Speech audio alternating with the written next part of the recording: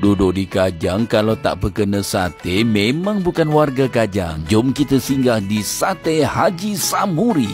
Mungkin ramai yang tak tahu restoran Haji Samuri ada buat buffet Ramadan yang dinamakan buffet selera warisan. Tanpa membuang masa lagi, jomlah kita tengok apa yang ada dekat dalam ni ha. Kita orang sampai lebih kurang dalam pukul 6 petang. Awal lagi lah kan. Bolehlah tengok koleksi barang-barang antik daripada ownernya. Ruang dekat dalamnya pun boleh tahan besar juga. Kita mulakan dengan kuih tradisional, aiskrim untuk adik-adik kita. Untuk yang nak berkena nasi tu, bolehlah berkena ayam masak merah bersama dengan nasi tomato. Selain pada tu ada ayam berempah dan sayur-sayurannya. Nasi lemak pun ada juga geng. Ada laksa, ada juga mihun dan juga miso. Kotiau goreng pun ada geng. Cucuk udang dan juga sate popiah. Kentang goreng dan juga naga. Kalau dah nama Haji Samuri, takkanlah tak ada sate kan. Korang boleh makanlah seberapa banyak mana pun, asalkan jangan membazir. Ada sate perut, ada sate hati, ada sate kambing, ada sate ayam, ada sate daging. Mana lengkap kalau tak ada nasi impit. Gila, sate Haji Samuri terletak pada cili dia ni. Tak ada cili ni memang tak jadi geng. Kalau tak nak makan nasi tomato, nasi putih pun ada dengan ulam-ulaman. Jadinya inilah menu kita orang untuk berbuka pada hari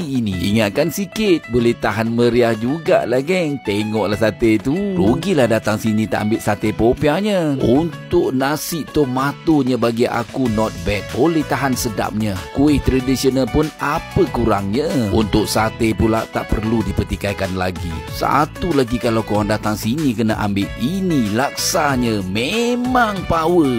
Yang berada di sekitar dengan je. Apa tunggu lagi geng? Boleh terus.